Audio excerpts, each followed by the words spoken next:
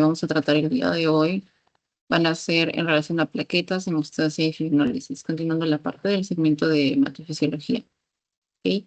Entonces, tienes el pretexto ahí, recuerda, tienes 10 minutitos para ir resolviéndolo y de ahí apenas terminando lo comenzamos la clase.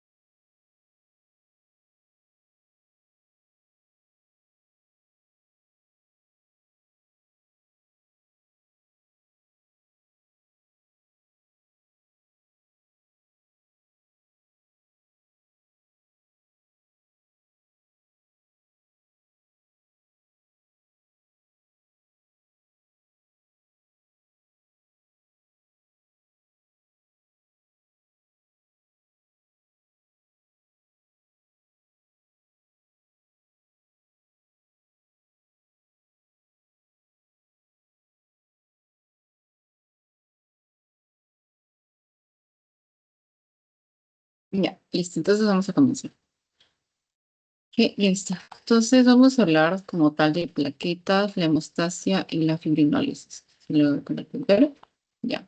Entonces aquí está el índice. Son las plaquetas, sus características, la hemostasia primaria y secundaria, factores de la coagulación como tal, cómo se sintetiza en su activación, la cascada de coagulación, la fibrinólisis también. Y bueno, al final la bibliografía. Correcto. Entonces, en las clases anteriores hemos hablado de estas células en general porque bien tienen un origen compartido también con los glóbulos blancos, con los glóbulos rojos, ¿no? En este caso, la plaqueta se le denomina también trombocito, ese es su otro nombre. Como tal, es un disco diminuto y que es resultado de la fragmentación del megacariocito, ¿correcto? Tiene un tamaño de 1 a 4 micras de diámetro, tiene una semivida de aproximadamente de 8 a 12 días en la sangre. O sea, en un promedio de 10 días es la vida media, ¿correcto? O sea, entre 8 a 12 días lo puedes encontrar circulando y más o menos la media en general es 10, ¿correcto? Los valores de sangre normales son de 150.000 a 450.000, ¿correcto? Y como tal, tiene una característica que es adherencia a las células endoteliales dañadas, ¿correcto? O sea, reconoce el daño celular y se adhiere a ellas, o sea, al daño de las células endoteliales sobre todo. ¿Listo? Como tal, no tiene núcleo tampoco y no puede reproducirse. Recuerda, entonces, si queremos pensar también en células anucleadas, ¿correcto?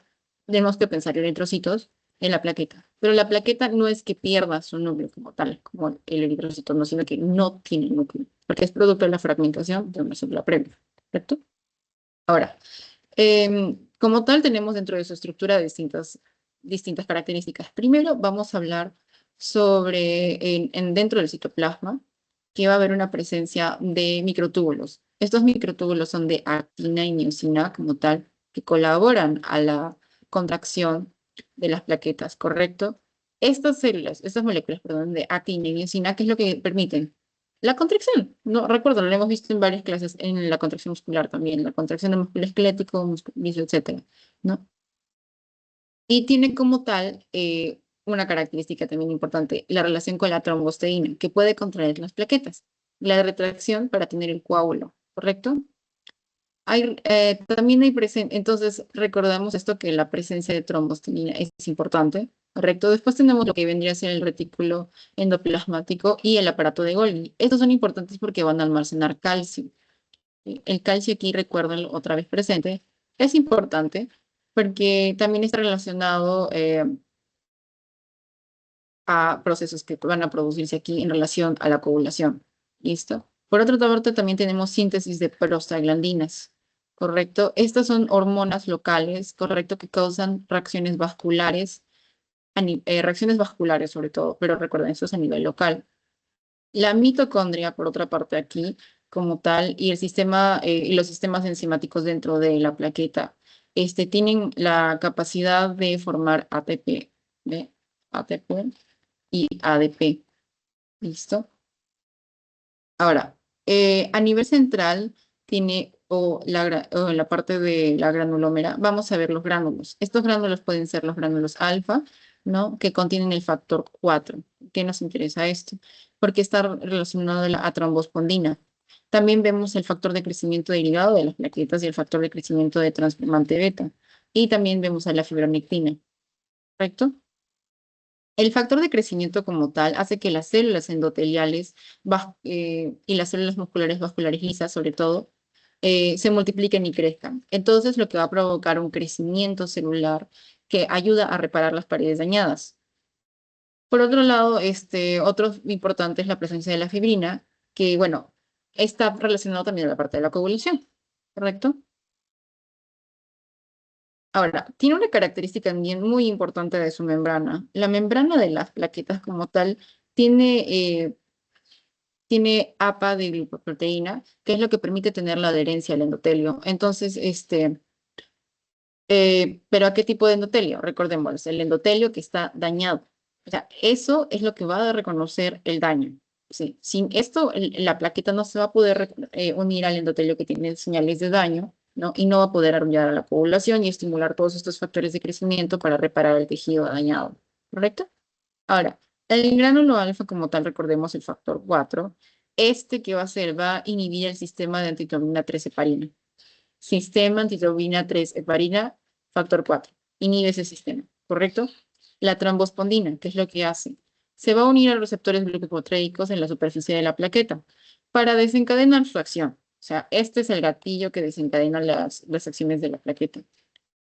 ¿Listo? Y la fibronectina, por otra parte, es el que facilita la adhesión de las plaquetas al sitio lesionado, ¿correcto? O sea, este colabora a que se pegue, ¿ok? Este colabora a que se recupere el tejido dañado, ¿correcto?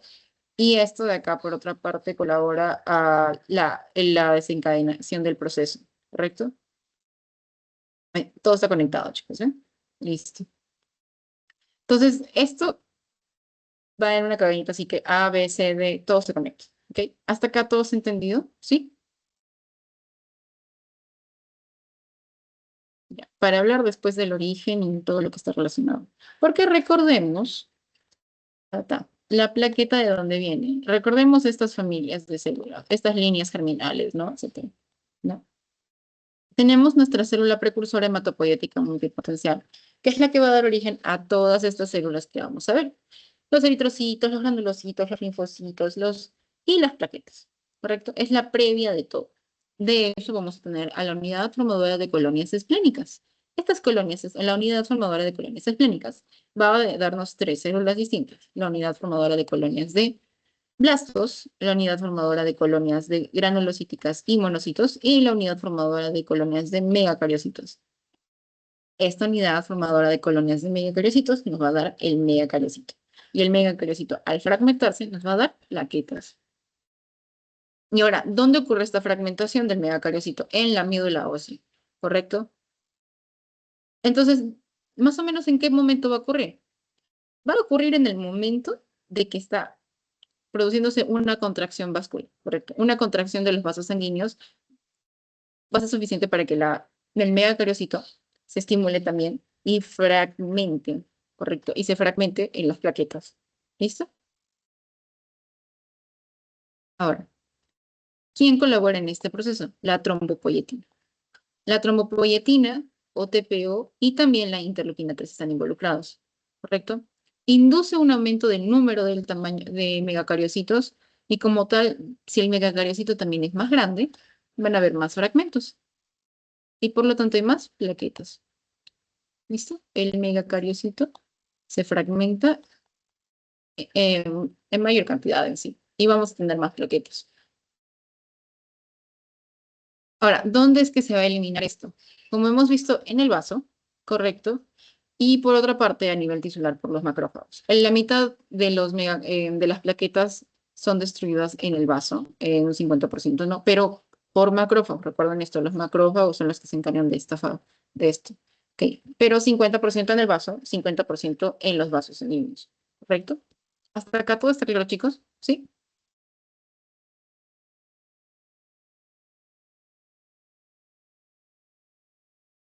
Ujú. ¿Todo bien? Ya, listo. Entonces vamos a hablar ahora de la hemostasia. La hemostasia como tal está compuesta está vinculada a tres elementos: el tejido de soporte vascular, la pared de los vasos sanguíneos y el endotelio. Recordemos que de esto vamos a tener una hemostasia primaria y una hemostasia secundaria. Ahora, ¿por qué es importante esto? Porque tenemos que tener soporte vascular, tenemos que tener un endotelio y tenemos que tener la pared de los vasos sanguíneos. El endotelio que les mencioné, endotelio con daños, envía la señalización que colabora para que las plaquetas se adhieran, ¿correcto? Como tal, ¿qué es hemostasia? La hemostasia es el conjunto de mecanismos fisiológicos que mantienen la sangre circulante en estado fluido, ¿correcto? Y que también repara las lesiones y evita la extravasación. ¿Listo? Ahora, tenemos para tener claro, ya una vez claro eso, tenemos que hablar de los tres que he mencionado, ¿no? El soporte vascular, la pared de los vasos sanguíneos y el endotelio. En primer lugar, como tal, el endotelio va a proveer resistencia al trombo. ¿Ok? Para esto va a estar relacionado a la presencia de una enzima, que es la ADPasa o transformador de ADP, correcto, en AMP. Listo. Que es un antiagregante. ¿correcto? Antiagregante plaquetario. O sea, va a evitar que las plaquetas se unan. ¿Listo? También tenemos la trombomodulina, ok, la trombomodulina, la glucosamina glucosa. ¿Listo? Eh, Eso también activadores del plasminógeno, que están relacionados a este evento de la hemostasia primaria. ¿Listo? Correcto. ¿Hasta acá estamos entendiendo, chicos? ¿Sí? Ahora, ¿por qué es importante tener los vasos sanguíneos en buen estado? Porque la integridad de ellos, ¿qué va a evitar? Si yo lesiono vasos sanguíneos, ¿qué va a pasar? Hemorragia. Entonces, la hemorragia va a generar pérdida de volumen. ¿Listo? Entonces, es importante también para que haya una coagulación. Y como tal, también para detener la hemorragia, ¿qué vamos a necesitar? Un tapón de plaquetas. ¿Correcto? Y aquí vienen los eventos de la primaria y la secundaria. ¿Listo? Ya, entonces, recordemos esto. Esto evita la hemorragia y esto evita los trombos, ¿correcto? ¿Por qué? Porque hay que recordar que también por consecuencia de que haya una gran cantidad de trombos o que se formen muchos trombos, podemos tener, por ejemplo, creo que la más conocida, ya, tromboembolia pulmonar. Listo. O un trombo que está, se puede desprender y después viajar, se queda como émbolo y después queda eh, atascado en algún vaso sanguíneo, ¿no? Y pum, se produce una cadena de eventos que ponen en riesgo la vida del paciente. ¿Ven? Listo. Ahora, la hemostasia como tal está compuesta por, puede ser la primaria y la secundaria. En la primaria, las plaquetas se van a adherir al endotelio y se agregan entre sí. Esto se llama a conocer como actuación vascular y plaquetaria. Vamos a formar un tapón plaquetario o vamos a generar lo que se nos conoce también como tapón hemostático primario. ¿Listo? Ya. Bien, aquí están los eventos. Ya. Ahora, en la secundaria, por otra parte, vamos a tener activada la cascada de coagulación, donde va a permitir la formación de la fibrina o el tapón hemostático secundario. ¿Correcto? Entonces, vamos a ver por acá. Hasta acá. Todos se está entendiendo. Aileen, Jacqueline, Camila, todos se está entendiendo. ¿Sí?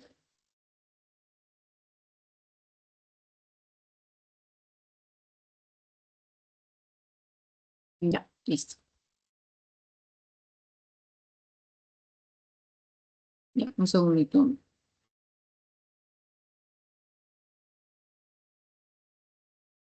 Ya. Entonces, vamos a hablar ahora de la hemostasia. Ven como acá vamos a ver distintos pasos. Primero, la vasoconstricción. Esta vasoconstricción, ¿de qué va a ser resultado? ¿Por qué va a ocurrir? Justamente por el espasmo miógeno local. Lo que les mencioné, lo que está relacionado a las prostaglandinas, ¿no? Los factores locales que preceden al tejido traumático. Porque recordemos que en lo anterior hemos hablado que el tejido de soporte vascular y la pared de los vasos sanguíneos son importantes para evitar la hemorragia. Pero aquí pasó, estamos teniendo la hemorragia. Se cortó el vaso. Puede haber sido un corte, una ruptura de la continuidad del vaso debido a que por un traumatismo, por un corte, cuestiones que puede ser quirúrgico, no puede ser por un evento eh, de alta carga de energía, etcétera. Entonces, ¿qué pasa? Se lesionan los vasos, ¿correcto? Entonces vamos a tener la vasoconstricción para evitar que continúe esta pérdida de sangre, ¿correcto? Entonces, al generarse este traumatismo, el endotelio y las plaquetas empiezan a actuar. Se producen los reflejos nerviosos en relacionado al dolor y los impulsos sensoriales por el traumatismo que está cercano, ¿correcto? Ahora, recuerden esto, mientras más grave sea el traumatismo, mayor será la vasoconstricción. Y el espasmo puede durar en minutos o horas, justamente dependiendo de qué tan extenso sea este daño, ¿correcto? Y esto justamente está relacionado al lugar donde se produjo el evento, ¿correcto? Y es donde vamos a ver el tapón y la coagulación, ¿correcto? Ahora, para que se vea el tapón, ¿cómo se va a producir? Ok, me corté, listo, pero ¿con qué detengo el sangrado? Entonces, vamos a tener la formación del tapón plaquetario a través de estos pasos.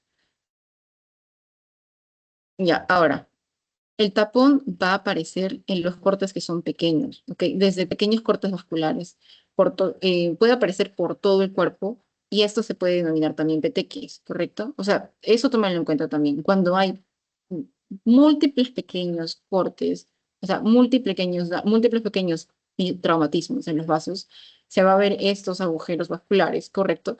Que se van a denominar petequias. ¿Listo? ¿Ok? Entonces vamos a tener primero lo que es la adhesión, porque la plaqueta tiene que primero adherirse, ¿correcto? Entonces, las plaquetas van a estar en contacto con la superficie vascular dañada a través de estas fibras de colágeno y van a empezar a tener cambios, ¿correcto? Van a formar unos pseudópodos, como vemos acá. Vamos a formar unos pseudópodos, como vemos acá, ¿correcto? Que van a generar contracción de sus proteínas contráctiles. Listo.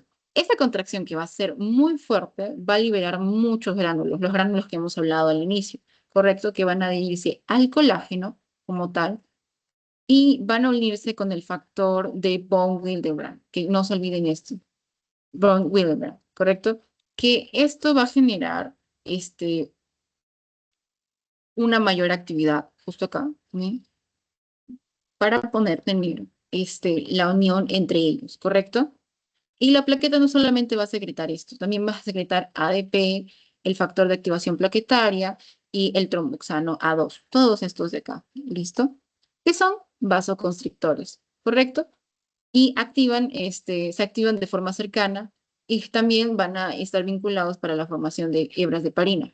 El tapón se vuelve a tornar laxo en este caso, ¿correcto? Y aparte de eso, por la presencia de ello, va a haber un reclutamiento de más plaquetas, ¿listo? Que va a tener después este proceso que va a llevarse como agregación plaquetaria. ¿Esto por qué? Porque las plaquetas están expuestas a esto, a lo que les mencioné, el GP2B o 3A, que tiene mucha afinidad con el fibrinógeno, ¿correcto? Y como tal va a actuar como una glucoproteína de las plaquetas adyacentes que están aquí, ¿cierto? Acá una al lado de otra, ¿correcto? Y que va a estimular el contenido que ya ha sido liberado. Esto de acá, ¿listo? ¿Y qué va a pasar? Va a hacer como una cadena de llamada para que se unan las demás y se estén juntando. ¿Listo? Otros elementos también que están relacionados dentro de este entorno plaquetario es también lo que vamos a hacer, los factores el factor activador de plaquetas, el factor liberador también de macrófagos, los neutrófilos, etcétera, porque donde hay un evento como esto, cuando hay daños, ¿qué va a pasar? Vamos a perder nuestras barreras de protección, ¿no? Entonces, ¿quiénes tienen que actuar en caso de que entre un patógeno? Macrófagos, neutrófilos, ¿no? Correcto, los fagocitos. Ya. Hasta acá, ¿todo está claro, chicos? ¿Sí?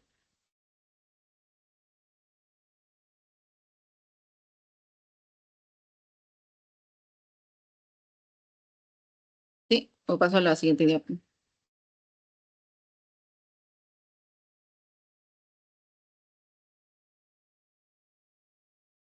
Los veo. A ver, entonces, como ya hemos llegado hasta acá, vamos a hacer unas preguntitas. Listo.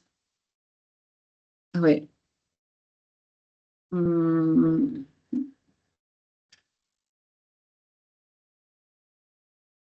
ya, ¿qué encontramos en el interior de las plaquetas?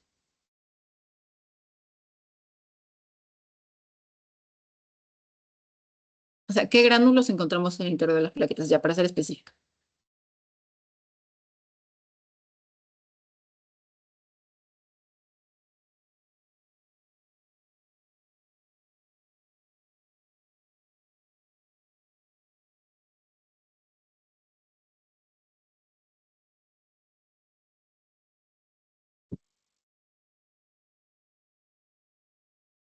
Ujú.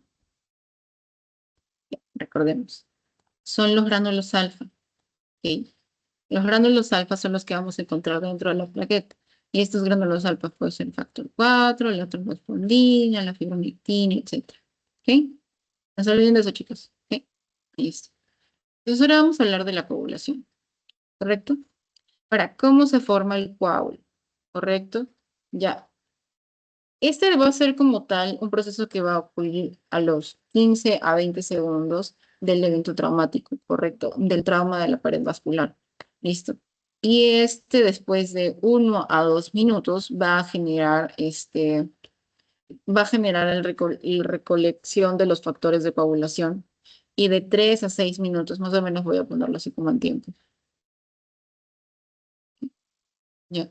Uno de 15 a 20 segundos aparece el tapón. ¿Correcto? Empieza a formarse la coagulación. Empezamos con esto. Ok, luego de 1 a 2 minutos, luego de 1 a 2 minutos continúa el proceso.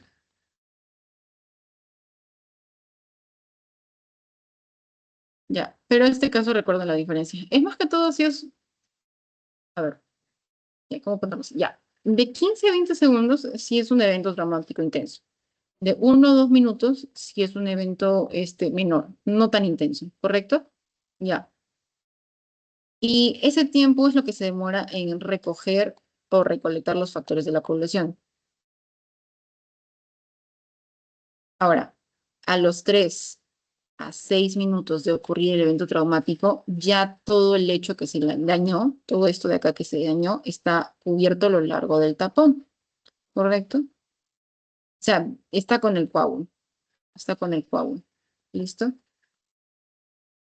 Y de 20 a 60 minutos como tal, el coágulo se retrae y comienza a cerrar el vaso. El vaso, como que se retrae, el coágulo se retrae así y comienza a cerrar este daño que hay en el vaso, ¿correcto? ¿Y qué tenemos? Retracción del coágulo y exposición del suero, ¿correcto? Listo. ¿Ven? Más o menos esos son los eventos que ocurren. Ujú. Hasta acá se están entendiendo esta parte, chicas. Sí. Más o menos en la relación en la línea del tiempo. ¿Sí?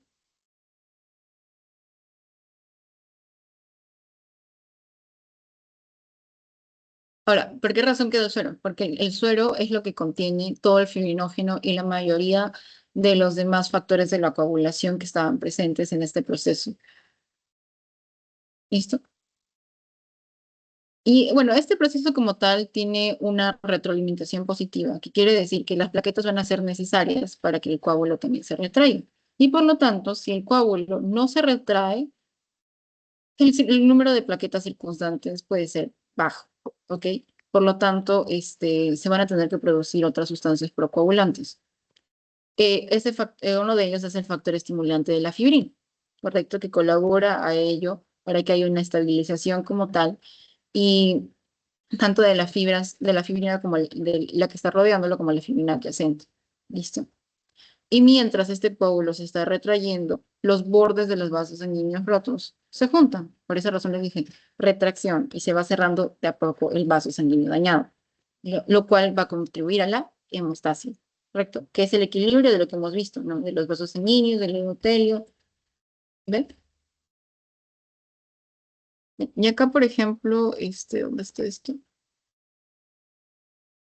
Aquí está un poquito más. ¿Ven? Va a haber una proliferación del tejido fibroso en el coágulo sanguíneo, como ven acá. ¿Listo? Esto va a ser lo que va a permitir cerrar el agujero por el cual de forma permanente. Entonces, cerrar donde se produjo el agujero que dejó el traumatismo de forma permanente.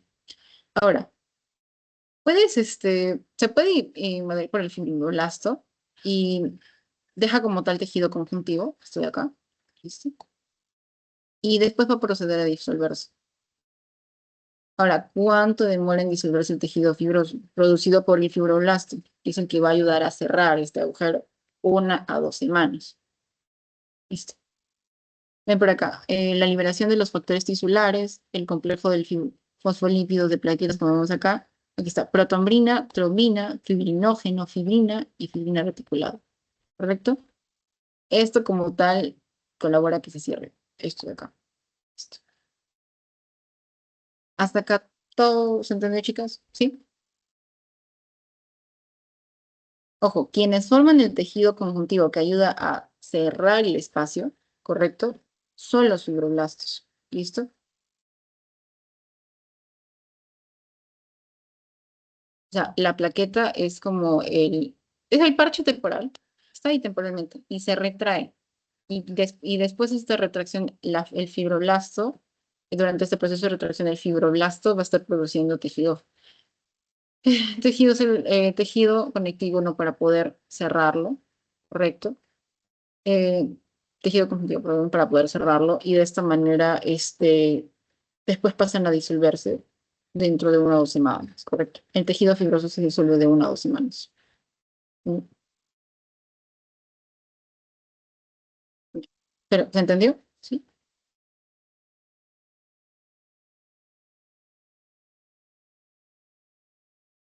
Ujú. Sí, entiendo porque el tema es un poquito extenso, ¿no? Pero sí, es parte de un proceso tras otro proceso. Ok, ya listo. Entonces vamos a hablar ahora del origen de los factores de la población. Vamos a ver que en realidad son varios como tal. Entonces vamos a ver que existen factores de coagulación procoagulantes y inhibidores de la coagulación o anticoagulantes. Existen varios tipos, pero sobre todo vamos a hablar de los importantes. ¿No? Fibrinógeno, factor uno. El protrombina y la trombina, por ejemplo, son importantes también. Son los otros nombres. Eso no se olviden porque sí o sí les van a preguntar. Y si no les van a preguntar, les queda claro, tienen que recordarlo porque en una literatura se maneja como fibrinógeno, en otra como factor uno, por ejemplo. La protombina es el factor 2. El factor tisular es el factor 3 o tromboplastina es tisular. El calcio es el factor 4, como les mencioné. El factor 5 es proselina, factor labil, aceglobulina, son los otros nombres. Factor 7 es la aceleración de conversión de la protrombina sérica, SPCA. Factor de antimolítico es el factor 8, miren, antimolítico. Factor antimolítico A, globulina antimolítica, ven, estos son todos los otros nombres. El factor 9, el factor 10, 11, 12, 13, 14. Componente tromboplastínico de plasma, factor de Crissmax, el factor antimolítico. Mírenme, estos nombres especiales también no se olviden. No, factor de Crissmax, factor 9, factor 10, factor de Stewart, o de Stewart Power. 11, antecedentes roboplasmático de plasma o factor antimolítico C, factor de Hedgeman, factor de estabilizador de la fibrina, factor de Flexter, el factor de Fitzgerald, que es el sinógeno de alto peso molecular, o la presilcleína. ¿Ven? Listo. Ahora, ¿por qué es importante cada uno? Por ejemplo, la protombina y la trombina son las proteínas que están en el plasma, ¿correcto? Eh, Se presentan más o menos en cuanto a su valor, 15 miligramos por decilitro. ¿Y dónde se van a formar? De forma continua en el hígado, ¿correcto? Protombina y trombina, no se olviden. ¿Qué más? Para producirle estos factores de la coagulación, siempre hay que tener en cuenta de qué van a depender, y en este caso va a ser de la vitamina K. La vitamina K es necesaria para la activación de la protrombina, así como también para la formación de otros factores de la coagulación. Entonces, si tenemos hepatopatías o falta de vitamina K, una de dos, o sea, daño del hígado o falta de vitamina K, va a afectar estos factores de la coagulación, que son el factor 2, el factor 7, el factor 9 y el factor 10. Son dependientes del hígado, de la actividad hepática. Sí. O sea, recuerden esto, pacientes con cirrosis, estetosis hepática, alcohólica y no alcohólica, ¿no? Que tengan hepatitis, ¿no? Por ejemplo, o un paciente que tenía deficiencia en la dieta de vitamina K. Todo eso se ve afectado, ¿correcto? Ahora, también la proteína C y S, que es importante, requiere también la vitamina K. Por lo tanto, en este caso, son dieta dependientes, ¿no? Ahora, por otra parte, tenemos el factor 8. El factor 8 se produce, pero exactamente en los sinusoides del hígado y también en células endoteliales fuera del hígado. O sea, no solo vamos a encontrar en el hígado, sino también en las células endoteliales, ¿correcto? Entonces, ahora, si ya sabemos de dónde proviene el tapón, ya sabemos cómo se retrae, ya sabemos cómo se produce el cierre, vamos a ver los eventos de la hemostasis secundaria, ¿correcto? La cascada de coagulación, que está relacionada a esto de acá. Primero, la hemostasia secundaria como tal, hay que recordar que tiene tres etapas esenciales. Ya, la respuesta a la rotura del vaso, lo que hemos visto, o sea, rotura del vaso o lesión como tal. Dos, la activación de la protrombina como catalizador de como catalizador para volverse trombina.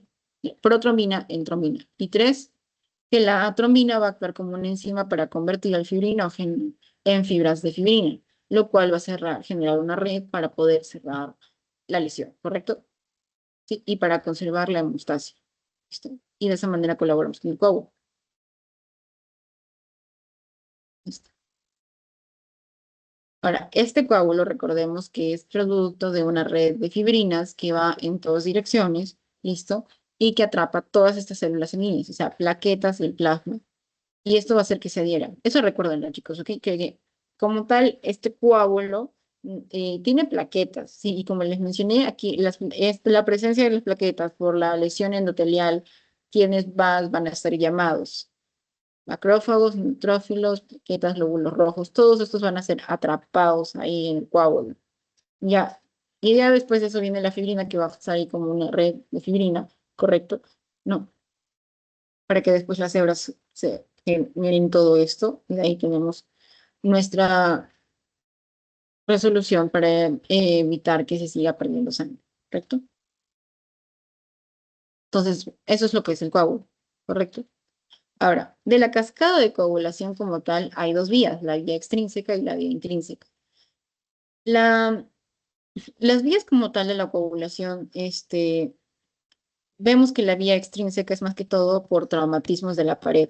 ¿Ok? Eso recuérdenlo. Extrínseca es porque la pared vascular se ve dañada y el tejido que está circundante. Y la dos, por otra parte, es más que todo porque comienza esto en la sangre. Ya, o sea, no es igual. Esto. En la vía extrínseca que vamos a tener la mayoría de los eventos traumáticos, ¿no? Los tejidos vasculares, o sea, el endotelio mismo, o los extravasculares que rodean esa zona, pero es que están en contacto con la sangre. Tenemos este primer evento, la liberación del factor tisular.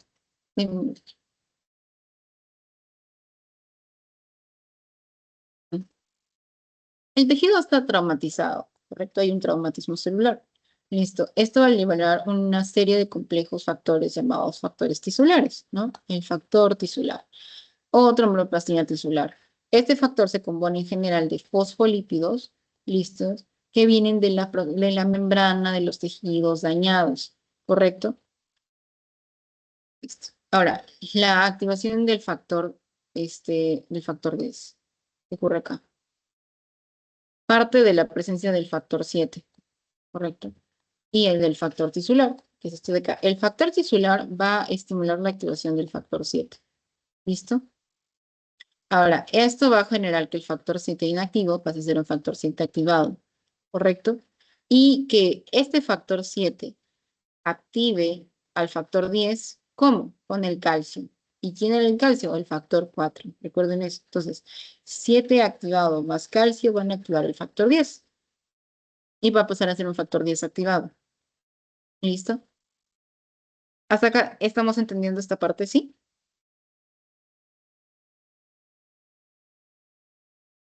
Sí, chicas, hasta aquí, ¿se entiende?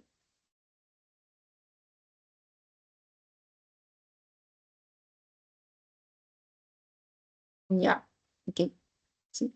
O sea, lo que ocurre es que, como les mencioné, en las células están estas señales, ¿no? Entonces, recapitulemos, ¿no? El factor tisular, ¿de dónde proviene? Del evento traumático, es el tisular, ¿correcto? Por esa razón, factor tisular.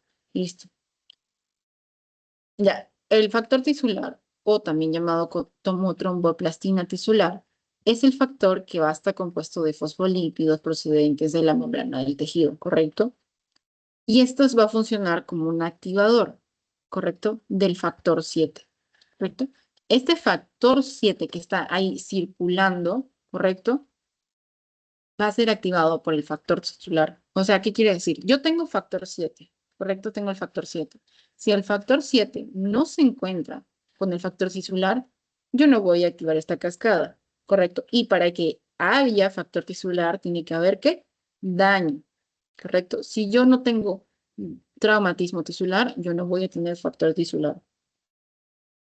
¿Eso está entendiendo mejor? ¿Sí? Ya, perfecto.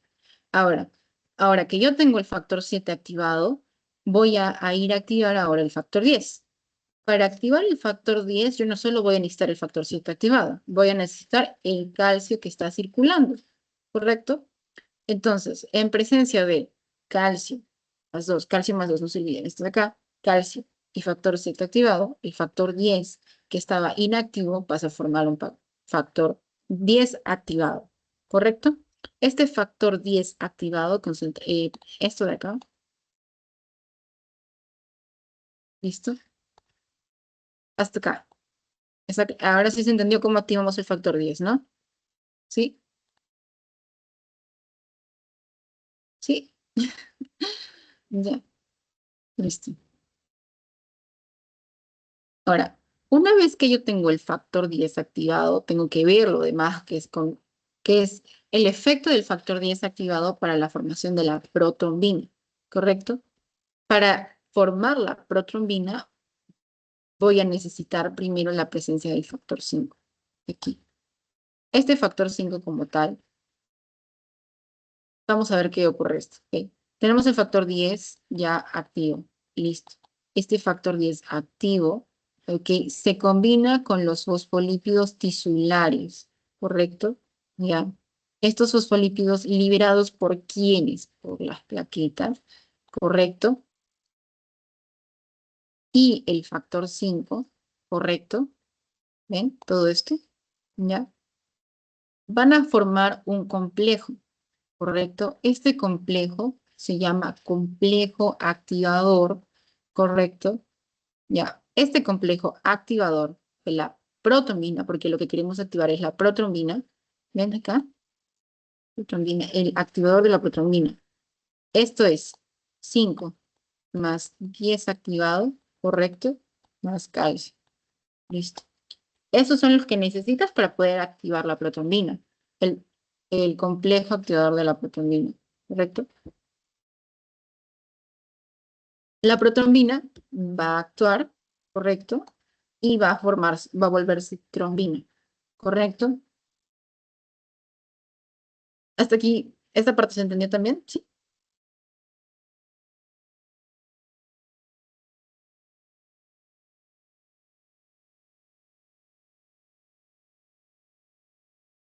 Ya, entonces va a ocurrir un proceso de retroalimentación, porque el factor 5 va a ser un acelerador, un activador de este proceso. ¿Qué quiere decir? Que se va a activar más y va a colaborar a que esto se siga produciendo, ¿correcto? Ya. Pero bueno, y esto es como tal, va a generar un proceso de retroalimentación positiva sobre la trombina que actúa a través del factor 5, ¿no? ¿Correcto? Para que todo el proceso se produzca. Listo. Pero hasta ahí todo se entendió, ¿no? Sí,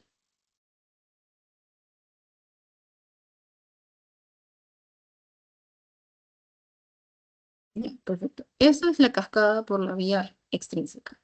Ahora vamos a hablar de la vía intrínseca. Aquí le vamos a hacer también.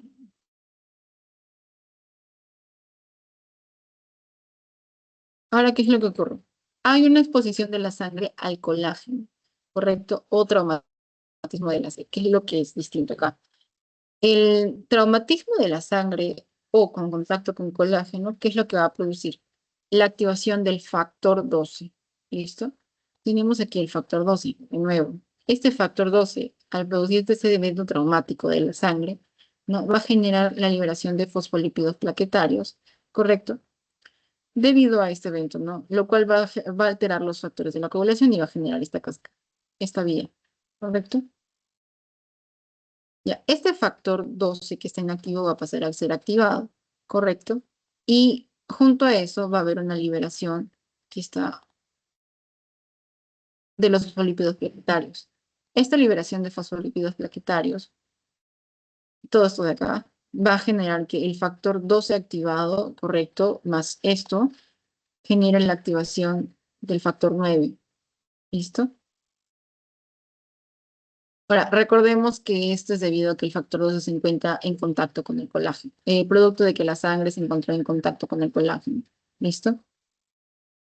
Ya, entonces va a generarse ese cambio. Ahora, activamos el factor 9, listo, y este factor 9 activado, correcto, sumado al calcio, va a generar,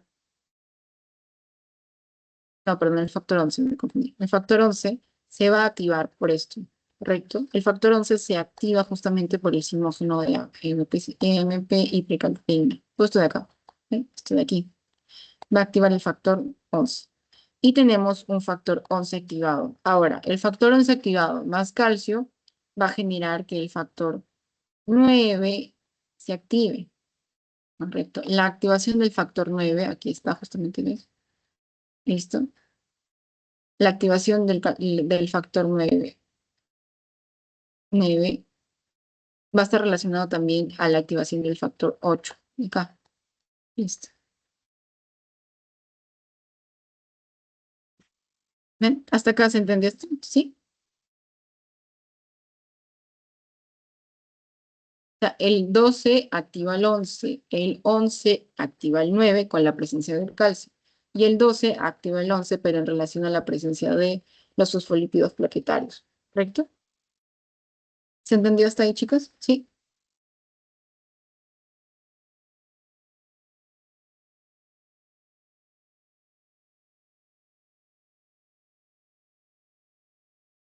Ya, perfecto.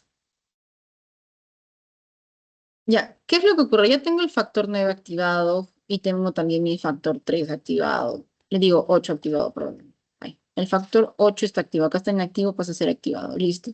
Tengo, a ver, lo pondré así en minutos ya. Ahí va. Listo. 8, 9 y tengo calcio. Listo. Ahora, este factor, estos factores van a actuar sobre el factor 10. El factor 10 se va a activar. Y aparte, con este proceso colabora los fosfolípidos y las plaquetas, que han sido liberados justamente por esto, ¿no? De aquí vienen, ¿ven? Listo. Entonces, una vez activado este factor 10, justamente de acá, vamos a tener su interacción. Ahora, recordemos esto. El factor 8 se puede haber afectado por distintas causas, ¿no? En este caso hemos visto en lo anterior la cuestión de los efectos, ¿no? De las estructuras, pero en este caso vamos a ver la parte de la cuestión genética, que es lo que la hemofilia. No tanto, las personas que tienen hemofilia clásica tienen falta de factor 8. Entonces, no van a activar correctamente esta cascada de la coagulación. Y por esa razón vamos a tener las enfermedades hemorrágicas, que se llama trombocitopenia, ¿correcto? Ya, tomen eso en cuenta. Ya, el factor 10, una vez que está activado, va a formar el activador de la protrombina. Por acá está. Que hemos visto aquí en la anterioridad, ¿no? Listo. ¿Y la trombina cómo se activa? A través de la presencia de los lípidos de las plaquetas, y la trombina va a activar el factor 5. Entonces, tenemos acá de nuevo 10 activado, más calcio, más factor 5.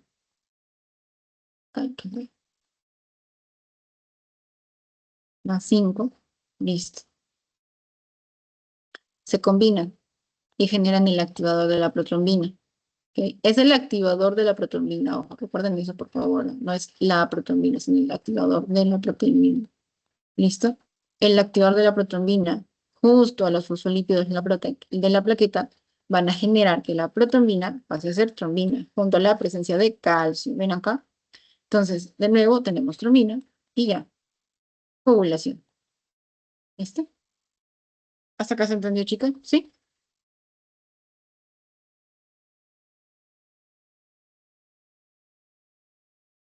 Sí, creo que se entendió eso, ¿no?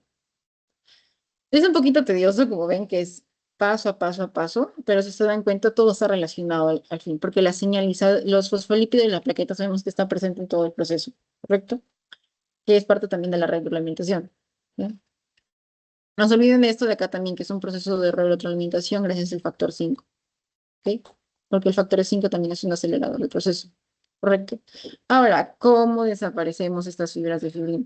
Correcto, ya tenemos el tapón. Bueno, acá tenemos el proceso de integración, ven acá, donde se juntan ambas vías, porque al final es donde esto, protrombina, activación de la trombina, fibrinógeno, trombina pasa a ser fibrinógeno a monómero de fibrina, presencia de calcio, fibrinas de, y esto, la trombina y el factor de extracción de fibrina activa, fibras de fibrina entrecruzadas, reticuladas, ¿ok? Todo está acá. Entonces, tras la formación del tapón, correcto, vamos a necesitar después el proceso de fibrinólisis y la degradación de la fibrina como tal. Porque esta fibrina es estable, pero vamos a necesitar romperla para poder continuar con el proceso, ¿no? Y el proceso se llama trombólisis, ¿correcto? Trombólisis, degradación del trombo, ¿correcto? Este proceso va a comenzar con la degradación, bueno, que está un poco, bueno, aquí lo vamos a ver porque estamos en. Quiero que vean esto primero. Esta gráfica de acá es la integración de la vía intrínseca, extrínseca en este proceso, la vía común. Y aquí vemos la gráfica de lo que les mencioné con anterioridad de cómo es que se produce todo esto, ¿no? Trombina, protrombina, trombina, fibrinógeno, fibrina, fibras reticuladas de fibrina reticulada, que todo lo rodea, ¿no? Recuerden que eso es lo importante. Ahora, la fibrinólisis como tal es romper el coágulo. ¿Listo? ¿Qué pasa? Tenemos el tapón, correcto, pero en este caso, ¿qué va a pasar? No vamos a necesitar algo para que lo degrade, y esto va a ser a través de comenzando en el plasminógeno. El plasminógeno como tal va a pasar a convertirse en plasminio, ¿correcto? A través de este proceso catalizador, ¿correcto? ¿Qué pasa? Que el plasminógeno tisular eh, va a ser activado por este tipo de urosinas, ¿listo? Ya, pero hasta acá estamos entendiendo, ¿no? Sí.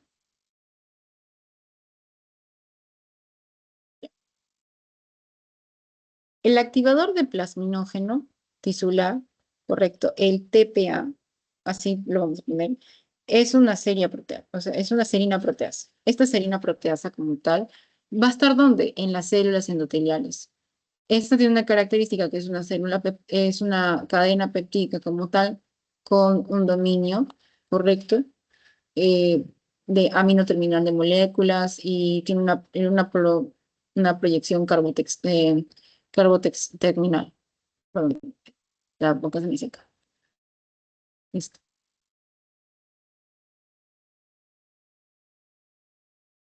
Listo. Ya. Vamos a ver que justamente esto de acá va a actuar para que el plasminógeno haga sus cambios. ¿No? Ya, esto va a convertir el plasminógeno como tal en un simógeno.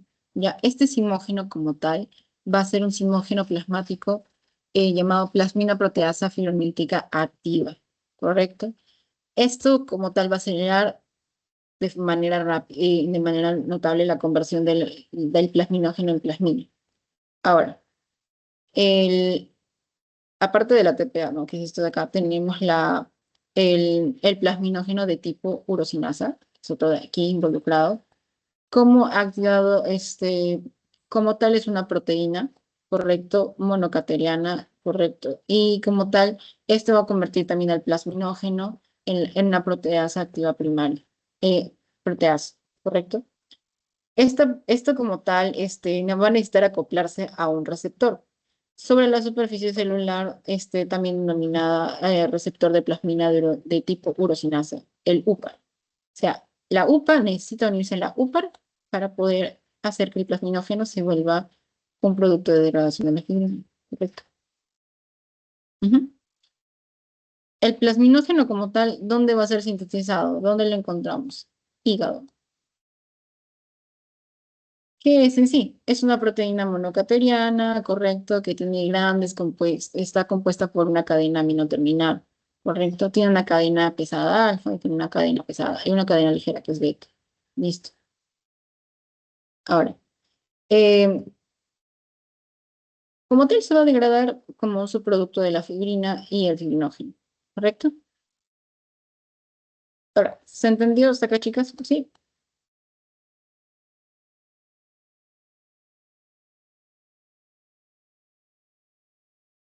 ¿Entendió?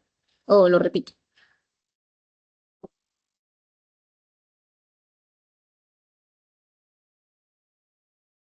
Porque al final de este proceso, lo que pasa es que esta fibrina estable pasa a ser se va a degradar la plasmina, ¿ve? El plasminógeno y la plasmina, el plasminógeno va a pasar a ser plasmina. Y la plasmina como tal es la que va a degradar la fibrina y el fibrinógeno, ¿no? Lo cual va a generar productos de degradación de la fibrina, ¿correcto? Ah,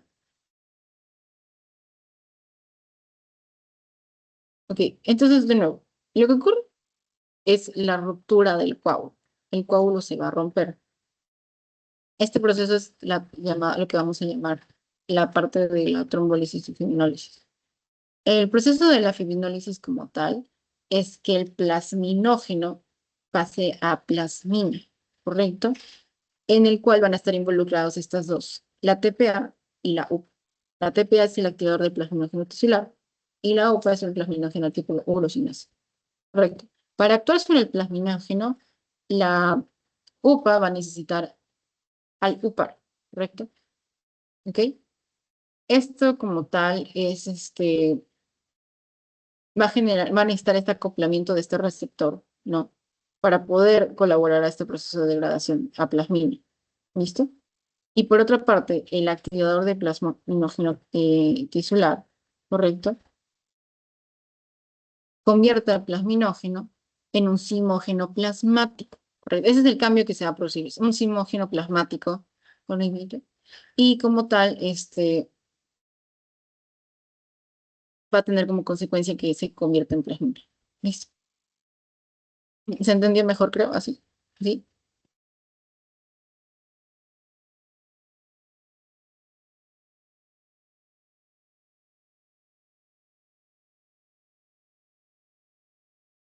Ya, bueno. Y para recalcar de nuevo, el plasminógeno se sintetiza sobre todo en el hígado, ¿correcto? Y bueno, como tal, tiene una cadena ligera, una cadena pesada, cadena alfa y cadena beta, lo que es la ligera, ¿correcto?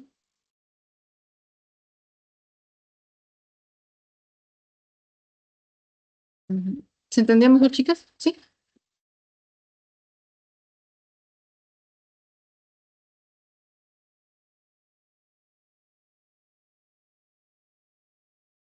Ya, listo.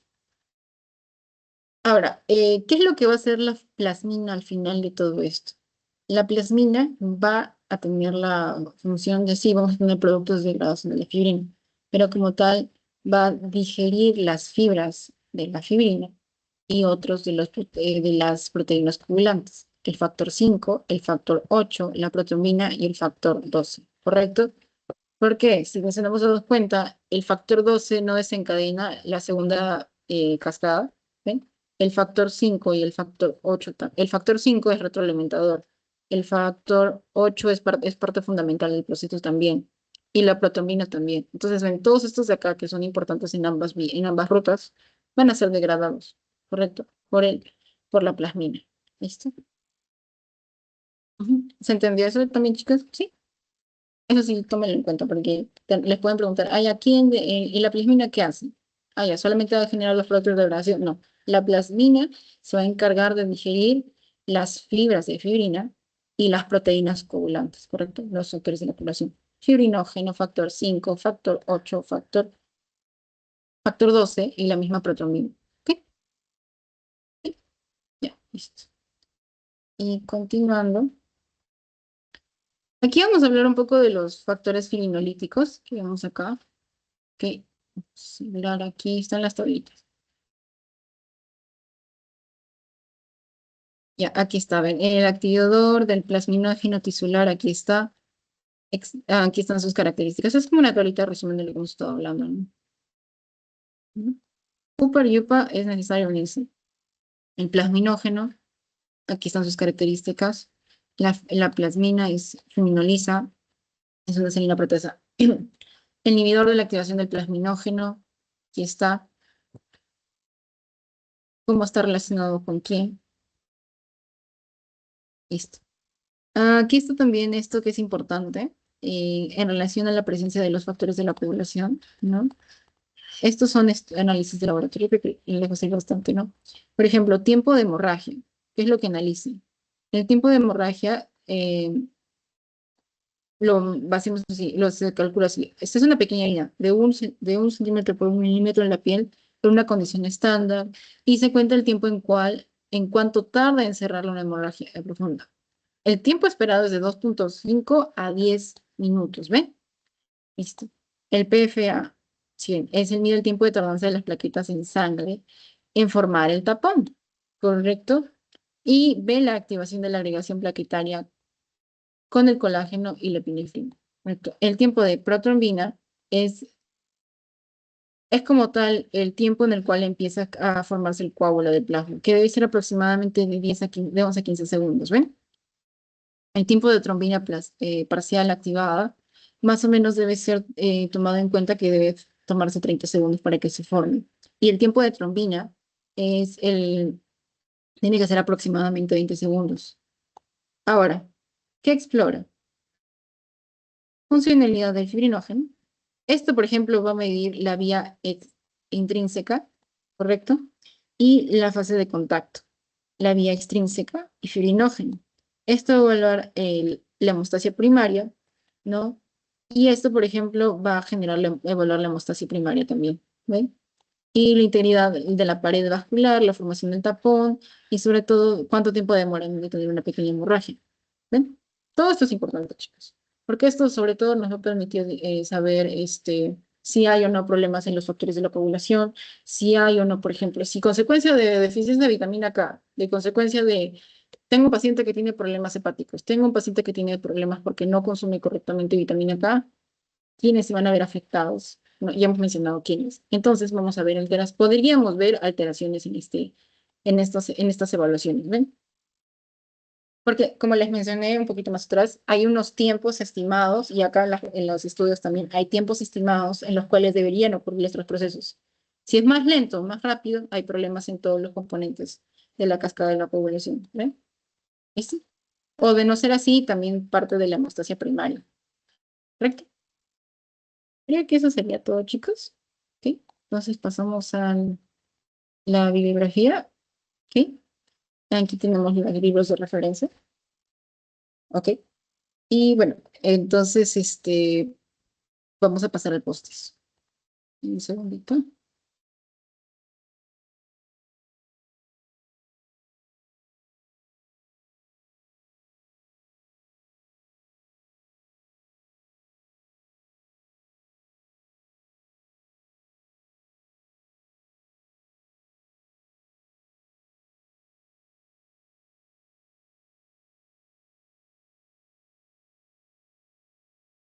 Ya, listo.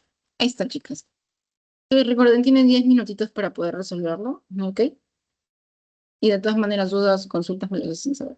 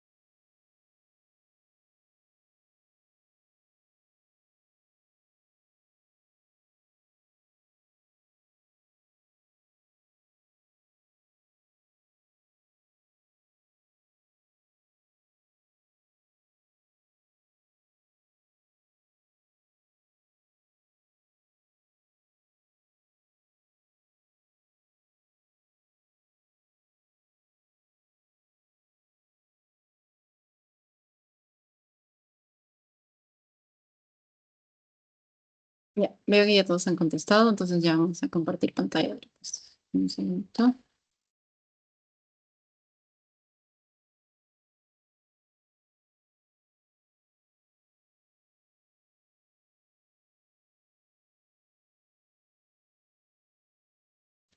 ¿Se logra ver? ¿Sí?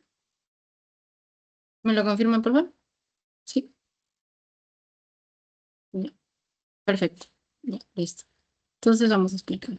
Primera pregunta, ¿no? La conversión de la proteína en familia requiere obligatoriamente de el activador de la proteína y el calcio. De nuevo, tenemos son los factores dependientes de vitamina K para su síntesis normal, como hemos mencionado, por ejemplo, la proteína. ¿Listo? El factor de plasminogen tisular es producido principalmente por células endoteliales. La exposición de la sangre al colágeno activo inicialmente la vía intrínseca a través del factor 12, recuerden eso. Y el factor que permite el puente entre plaquetas durante la irrigación es el fibrinógeno. ¿Qué, chicos? Entonces, hasta aquí, ¿alguna pregunta, una consulta? ¿O todo claro hasta acá?